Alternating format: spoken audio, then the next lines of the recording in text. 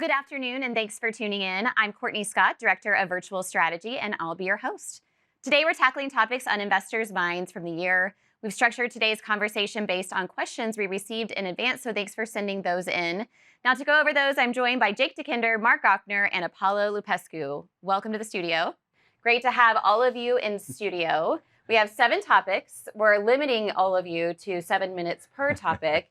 And 3 of the most talkative people at Dimensional. So my job is challenging today, but we're going to get through it. We're going to pull through for you, Court. Sure I know we are. If it helps, They already started. I'm here to be entertained. Okay, to good. watch these guys stay in 7 minutes, and I'll just be like a tennis match. So that's my role here Well, today. we're off to a good start, that's for sure.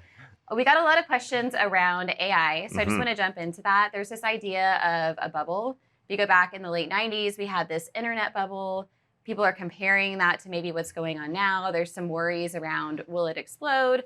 What's going to happen? So let's talk AI. I'm going to go to you, Jake, first for that. Yeah, I know. We get a lot of questions about this, the AI bubble. People like to go back to the late 1990s, make comparisons there. I mean, a couple of things to realize about that is stock market data is incredibly, incredibly noisy. The thing I have with the bubble comment is it implies that somehow markets are broken. There's this artificial made-up price, and that everything's just going to completely collapse. I think that was a good word you used there, Court, on that one. And that's not necessarily at all. I think when you think about this idea of the future expectations of cash flows on these stocks, it doesn't mean that somehow there's going to be this massive collapse. No. It's just, in fact, I'm going to just keep going here. So this is the challenge we'll have.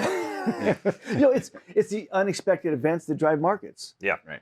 And we don't know what those unexpected events are going to be going forward. Right. Go ahead, Paul. Go ahead.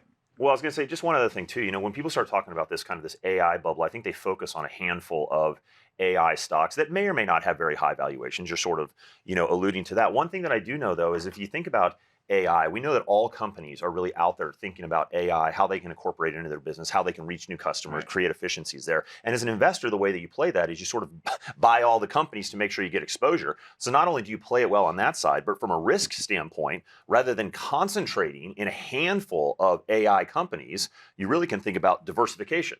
Well, that's a key point because, Cord, you mentioned the 1990s and the internet. You cannot invest in the internet as an entity, the same way that you cannot invest in AI as an entity. It's not a monolithic investment. It's a combination of different companies. And these are horses in a race, and that it's a very important race, but nobody knows who's going to win the race. And we know that some of these horses, some of these companies might not make it through. And I can tell you the same way in the 90s that you had Pets.com and everybody looks at that and said, well, there was a failure of the market because there was a bubble. Well, in order for you to get Amazon.com, you had to accept that you're going to own some Pets.com and Webvan and other companies. And that is not a bug. That's a feature. That's what markets are supposed to do. You basically have these companies that are competing. At the moment, it's not clear which ones will come through. But you go back to the 90s and you had a company selling toys online, one selling books, and one selling pet supplies. Was it obvious that the bookseller is going to become the future of the internet retail? So it's not obvious. And because of that, to your point, you need to own all of them. And some of them are going to disappoint for sure. But the ones that don't are going to be the ones that are going to make up for all the ones that didn't make it. Yeah, I think that's an excellent point there on the AI conversation there. I mean, really, to me, what it just keeps coming back to is this idea of, well, what are you going to do about it, right? Meaning, you want to tell me that it's in a bubble. So are you going to get out of the market and you're going to sit in cash? Well, we know what the expected return in cash might be relative to the market. You're going to concentrate versus diversify. I mean, you kind of come back to, tell me what you're going to do about this concern about an AI bubble. And I do think there are logical ways that you can approach it, which is keep your costs down, stay diversified, sort of all of the bread and butter things about investing. And it's so important because we're not saying invest or don't invest in AI. You just have to make it part of a diversified portfolio. Exactly. It has to be part of just a broadly diversified portfolio because, first of all, there are some companies that are the picks and shovels. You remember the gold mining era? The companies that made a lot of money were not necessarily the gold diggers, were the people supplying them clothing and picks and shovels. But today, if you look at the AI, let's say the Magnificent Seven, in the U.S. stock market, in the S&P 500, they amount to roughly about 35% of the value of the S&P. Mhm. So just simply buying an index is going to give you about 35% exposure to those 7 companies. If you look at NASDAQ, it's a whopping 55%.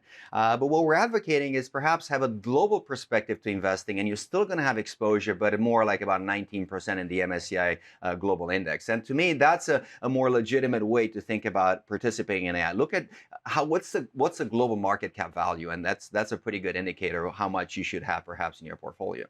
How do A we do, starting Court? point. What's the time? We're at about 3 minutes, and we don't have to go the full 7. Whoa. Wow. So good All to right. move on. Good job, guys. All right, off to a good start. As I said, all right, let's talk about valuations and top stocks. And Mark, we were talking earlier as we're preparing for this. Humans are greedy. We want to avoid the bad and get the good. And I think that ties into people really speculating, are certain stocks overvalued? Are they undervalued? When it comes to top stocks, do we need to keep investing in these particular stocks, or do we need to diversify? How do investors think about that concept? I think you're absolutely right. There is an element of human nature, the greed part of it. I think we're fearful at times as well. And I'm going to throw one more out there, jealousy at yeah. times too. There's FOMO. And that applies, I think, in life. It applies certainly to investing as well. So let's take a look then. It kind of connects to the AI stuff as well. You mentioned the Mag 7 Apollo about valuations for some stocks are very, very high with where we are here today. So let's take a look at that and pull up a slide here. Look historically, what have valuations looked like? And Jake, we've talked before about you can look at this at the individual security level. Mm-hmm. You can also look at it at a group of securities, or what we'll call asset classes, that have similar characteristics. And so what we're looking at here is just going back in time for 2 asset classes. We're looking at large growth. We're looking at small value there. And in this case, we're using price to book. Sometimes you can use price to earnings. You'll see other ways to measure this. And it's going to be a similar type of visual as you go back in time here. But here are the ones that we hear about most. And Apollo, you kind of talked about this time in the tech area there. And then here's where we are today, these valuations. And this is the question that we're getting. And again, a lot of that high valuation in the large growth area is coming from those Mag 7 stocks and that have just done incredibly well. And I always like to make that comment too about it's unexpectedly done well, right? Because if on expectation, if the market was thinking these stocks are going to do that well, it would have, I'm not sure the exact date here, the price would have been up there already probably before we found out the results of these companies and their excellent cash flows that they're generating, or the opportunities perhaps that they have into the future. So that's really how I think about some of these valuations, is just that, yeah, they're high valuations. And that's the market indicating that there's high expectations on these cash flows into the future. And again, we talked about the future being uncertain. So we'll see how those things. But if the expectations come in, if the results come in as expected, then what have we seen historically with these big companies? You know, once they get big, then usually you talked about that earlier, these big companies have lower expected returns in the future, and we have some data around that too. Well, and we've looked well beyond just sort of this like previous tech period that we talked about in the late 1990s. I mean, the data that you're referencing, we can take really this idea of top stocks all the way back to 1920s and say, hey, when all of these stocks become the household names, everybody knows about them. Before they become those household names, they do a lot better than the market, right? That's the way that you become one of the big names. But to your point there, Mark, once your price goes up more than the rest of the market, which is what's happening there, expected returns go down. And when you look across these sort of top stocks, what you see is after they become the big boys, they tend to have returns that look market-like, if not slightly below. Yeah. Go ahead, Paul. Go ahead. Well, I was going to say, and you can stay a really big company with market-like returns going forward, going back to on expectation. I would expect some of these high valuation companies do have more market-like returns going into the future. But Mark, as you're showing that slide, what kind of struck me is that the high valuation was more on the large growth. But there's another line on that chart, which is the value. And value categories are relatively lower price stocks. It's not that every stock in the market, which is one more emphasis on being diversified, whether within the U.S. market, but even outside the U.S. market, we haven't even talked about the outside. Why not have a global perspective to investing? And you also mentioned something interesting. When you think about these companies, finding the next Amazon, the next NVIDIA, well, they might already be in your portfolio because NVIDIA was at some point a mid-cap stock. And if you had it as part of that diversified portfolio, you would have had it as it moved up to become the largest stock rather than wait for it to be the largest stock and then buy it.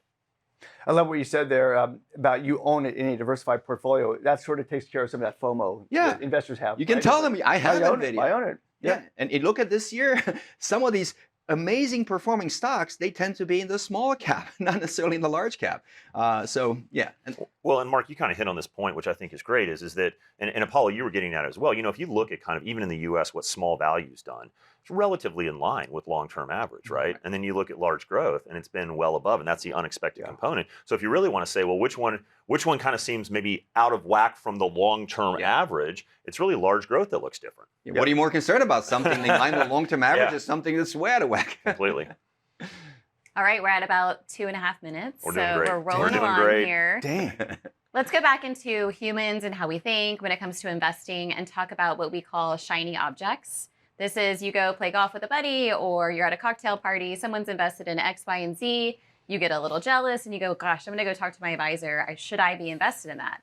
So before we go into that, we got a lot of questions on gold and cryptocurrency. So we'll dive into those. I'll go to you, Apollo, for that. Jake, I want you to set up the framework in terms of when you are considering something new to invest in, what do I need to take into consideration? Do I have a framework I can follow? Well, you really do. And I mean, credit to Gerard O'Reilly for coming up with this a number of years ago. I mean, we've shown this quite a bit, but I think it's just powerful, really, if you want to think about investing in anything that's out there. And the nice thing about this framework to me is it doesn't start off with, here's a good investment, here's a bad investment. It's, here are logical questions that you want to ask before you would put substantial money to work. And the first one you want to ask is, what's the goal? What is the point of us owning these? Is it going to be capital preservation? Is it income? Is it a total return approach? Is it a cash alternative? Like, tell me what that sort of goal is for owning it. The second one, and I'm going to write expected return. I don't, when we talk with investors and that type of stuff, I actually like to think of what would we expect to make on this investment. And certainly if you're going to develop any type of financial plan, you got to come up with an expected return number, or it's really hard to run the financial planning software, right? Third one is, what is the risk? And in any investment, you have to unpack that. And the thing here is this goes well beyond just volatility that sometimes people think about as risk. And then the fourth question you want to ask is, what's the cost associated with that? What's the cost to get in? What's the cost to get out of it? What's potential tax costs that are there? And then a huge one you got to consider is, what's the opportunity cost? Right. Because unless you have unlimited money, you got to pull it from somewhere. It's coming from somewhere. That's right. Yep. So, Court, I like this framework because, again, it's not saying, hey, here's a good investment, here's a bad investment. It's simply, let's methodically move through what are the questions we should ask before we put our money to work. Yeah, and that applies across the board to all kinds of investment. Anything you want to invest in, those 4 questions I think are relevant to those asset classes. So, Paulo, if you think about sort of the crypto or the gold piece, because we are getting a lot of questions on that, how do you think that relative to what we're talking about right here? Well, I mean, the gold is an interesting one because gold does have some productive activity that you can say you can make jewelry or industrial production. But what's really interesting about gold is that gold was a precious metal that was tied into the US dollar. And for a long time, that was the case. Going back to President McKinley, we had decades and decades where people were confident that the dollar has value because it is backed up by gold. So back in 1971, President Nixon actually decoupled gold from the dollar. So the first thing to know is that there was a legacy concept that linked the dollar to gold, but that has not been present with us since 1971. So 50 plus years in which gold really didn't have that connection to the dollar. And I think some folks still believe that somehow it's connected. It's not. It hasn't been the case for 50 plus years.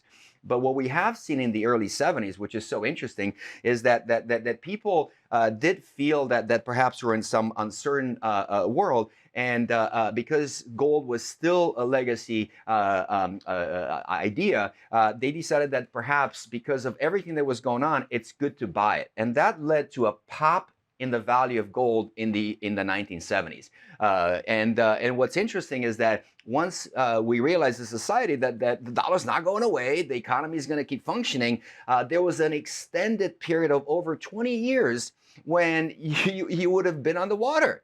You wouldn't have made any money in gold for a very, very long time. And then we had the financial crisis, and all of a sudden we see this anxiety producing the desire to buy gold, and then once again a pop in the value of gold. And then afterwards we had another 10, 15 years with nothing to talk about when it came to gold. And now we're seeing a little bit of the same thing. It's an anxiety-produced drive to buy gold. And again, it's interesting because you could have made money over this entire period. $1 would have increased 207-fold in gold. But again, you talked about opportunity cost. Well, what else could you have done with your money? You could have invested in the S&P 500. And what's interesting, instead of 27 time increase in your money, it would have been 285 times. So in terms of opportunity cost, yes, you could have bought gold. It might have made you feel good for the moment, but the reality is that gold is not really as good of an investment over the long run as, for example, the stock market. And part of it is because of what he just said. What is the expected return of an investment that doesn't have an economic activity? Gold doesn't produce anything. You put a bar on the table, it's going to be there 10 years from now, not produce anything. So because it doesn't have an expected return, it's pretty much zero if you ask me, then obviously I wouldn't necessarily believe that that's going to make money for an economic reason. Well, you go back to the framework too. You talked a little bit about the expected return. I think people can understand that piece of it. If you come to the goal, I mean, that chart really just showed that, hey, you want to make a long-term growth. Like, that's why I'm holding this asset class. We just looked at stocks versus gold and what that difference in growth of wealth can be, Mark. I like going back to the idea of what's the goal. And it's interesting in the headlines we read so much now is, well, you want to own gold because it's an inflation hedge. And you just looked at those numbers there, in terms of that, because we have talked about how volatile gold is. It's not a reliable inflation hedge. And I often think, the media, maybe they misstate a little bit of how they're talking about gold. They talk about it as an inflation hedge, but maybe because it has outperformed inflation over time, they think about it, maybe they're positioning it as more of an outpace argument rather than an inflation hedge. You just don't quite state it that way, but you just showed effectively, if you are trying to outpace inflation over time, stocks are probably a more effective way to do it than owning gold. But also touches on the other element that you talked about, which is emotions. I do find that these pops happen when people are either afraid, or there's an anxiety that drives those decisions, or they're afraid of missing out. You see gold going up and up. Why am I not owning gold? So I think those emotions that you mentioned, jealousy to some degree, are a big driver. And I think you have to be cautious that you acknowledge your emotions, because that's what makes us human. At the same time, disentangle them from investment decisions. Make sure you look at data before you put money to work for you. Apollo, do you have anything to add before we move on to crypto? I read an article this morning. I saw a headline that said gold could go to $100,000. Could. Per troy ounce. It could. Yeah. It could go to $1,000. No, that's right. Good. Just never know. Going back to the emotions on some of that stuff. You never know. I have a feeling it'll be a similar narrative using the same framework, but let's talk about cryptocurrency, Apollo. Yeah. So crypto is even more interesting in some ways than gold, because it came out in really during the financial crisis, when somebody published a white paper, 8 pages, very easy to read, that outlined a principle that you can exchange goods, and instead of using dollar as the currency, what if we use an electronic token?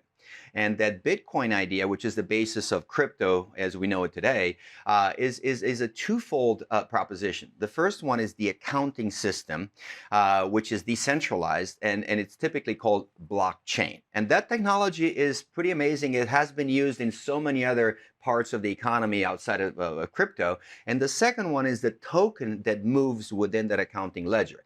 And Bitcoin is one of them. But there's Ethereum, there's Solana, there are thousands of others of these cryptocurrencies, which are basically tokens that move there. So the first thing I want to do is distinguish between the technology, blockchain, which will have, in my opinion, great value to the world, and the token itself, which is in this case a Bitcoin. But to go back to Jake's framework, what is the expected return of that particular investment?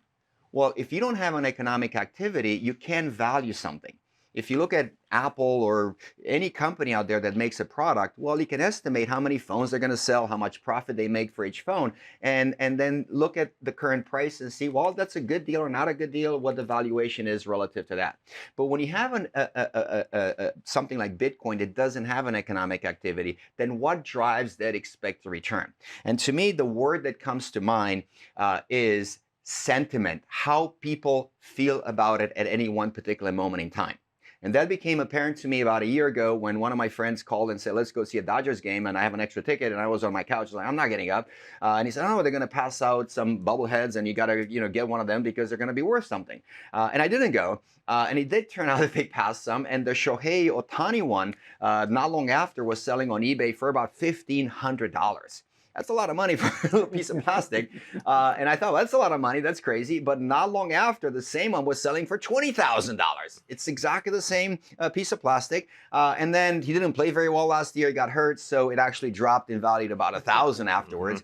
But to me, it illustrates the fact that non-economic activity investments are driven by sentiment, in my opinion. And in that case, sentiment might be positive, and we heard this year, well, we have a new administration and things are going to look good, and perhaps that's what drove the price of Bitcoin up, and then sentiment changes and it goes down. It's just not something predictable.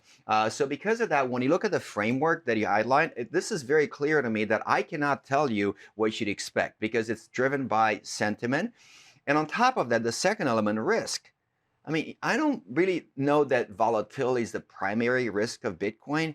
Everybody should be aware there are some big operational risks at the moment. I mean, a lot of the transactions are done by folks who are not exactly the clean. You're talking about the opportunity for fraud. Exactly right. Okay. That's it's more than I mean. A lot of people got hurt because of fraud, and so you got the risk. In the case of Bitcoin, goes beyond just the numbers, the volatility. It's a whole ecosystem that you got to be careful with. I think that's a fair point, but man, the volatility of Bitcoin, when you look at it, the drops that we've seen over time. I mean, even look at where we're at right now, right? I mean, we had pretty decent run up, 125, 126. I think it dropped down to 85. Maybe it's back up a little bit now, but that's a decent chunk of change to lose in a short amount of time. Yeah, I think it was up over 30% earlier this year, and now it's I think negative to flat after the year as well. People ask about it when it goes up to your point of fear of missing out. And the jealousy, like I want to be part of that. And the careful thing to be here is that I don't want to throw rocks at it. I don't believe that in the framework that Jake outlined, you absolutely need that in your financial plan to accomplish your financial goals. On the other hand, look at other investments like that Shohei bobblehead, or you look at a baseball card, or you look at a bottle of wine or art. There are investments that people make that might actually have an additional benefit beyond the finance. It could be that I like owning it, or it makes me feel good, or it's something to talk about when I meet my buddies, and I'm not the only guy saying or gal saying, hey, I don't have any Bitcoin. What do you think? Why are you here? You're not contributing to the conversation, so go home.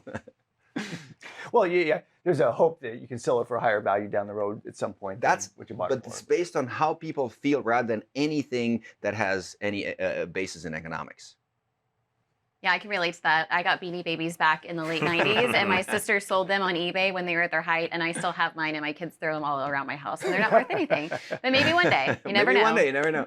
That's a really good perspective. So I want to end today with managing expectations. Go back to being an emotional investor. As an investor in the market, we will experience ups and downs, and the advisors help investors understand really what they're comfortable with when it comes in terms of risk tolerance. So right now the market is doing well, but there are people out there saying, okay, well, when is the other shoe going to drop? How do we help manage our own expectations as we prepare for something maybe like a market downturn in the future? And let's go back to what we started with. Again, the way we're wired to think about some of these things. You go back to the greed element of it, maybe the fear, which is kind of where you're going with that. Yep. And of course, I think the FOMO, jealousy part of it. But, as we were just talking about your framework, I was just thinking about the conversation on valuations. And maybe even run some of those stocks, like the large growth asset class, through your framework. And you said, okay, what is my expected return with where we are today? Go back to, okay, well, what's the goal for growth over time? Over time. What's my expected return?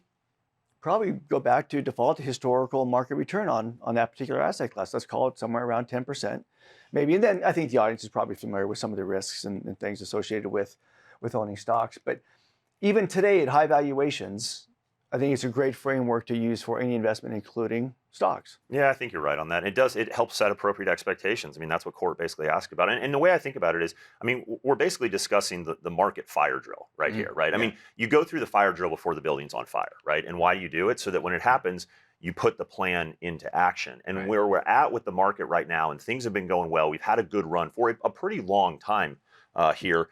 We've got to set those expectations that it may not always be that way. So let's get prepared now so that when it comes, we're not surprised by it and we have a plan that we can execute. Yeah, and that's the key with the plan.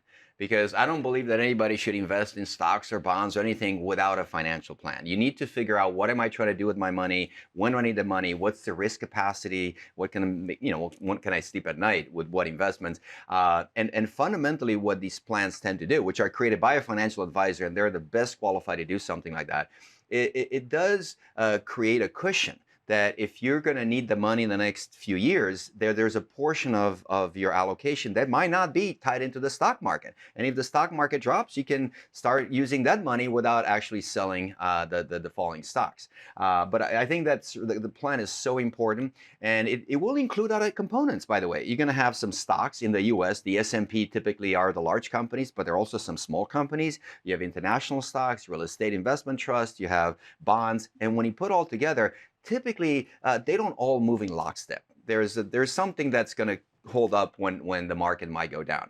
But I think it's a great point. I live in LA. I know there's an earthquake coming. I'm under no illusion that I'm going to live my life without an earthquake, and I cannot avoid it. I mean, the problem is not that the earthquake is coming. I just don't know when.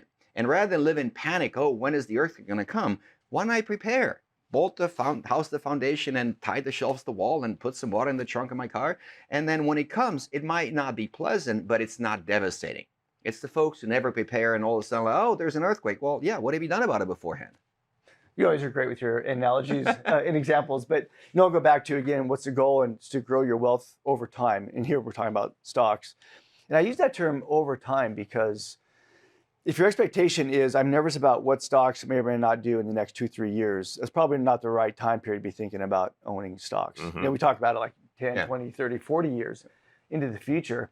And if you're that nervous as an investor about what might happen in the next couple of years, then maybe you have too much in stocks. It's, the sleep factor. Mm-hmm. Get with your financial professional, see what's appropriate for you, and it's okay to make an adjustment, but you can't come back 9 months later and say, okay, now I feel better. I want to put that back in stocks, right? It's got to be somewhat more of a permanent kind of decision when you evaluate what you're willing to accept on, I guess, the fluctuations as you see in your account balance. Well, really what you're talking about there is you're just getting into market timing, right? I mean, I'm concerned I'm going to get out. I feel good I'm going to get back in. I mean, that's just classic market timing, and we know the challenge with that. Yeah. Well, guys, we made a cool graphic for when you went overtime. It was going to turn red and all these things would happen, but we didn't have to use it today. I am shocked. Fantastic job. Absolutely shocked. Me too. Well, thank you so much for your time. We'll wrap, and I wanted to let you know about our Informed Investor podcast. If you haven't checked it out, it's on our YouTube page. It airs every single Friday. So if you heard and liked what you heard today, then tune into that. And on behalf of myself and my colleagues here at Dimensional, thanks so much for tuning in, and we hope you have a wonderful holiday season with family and friends.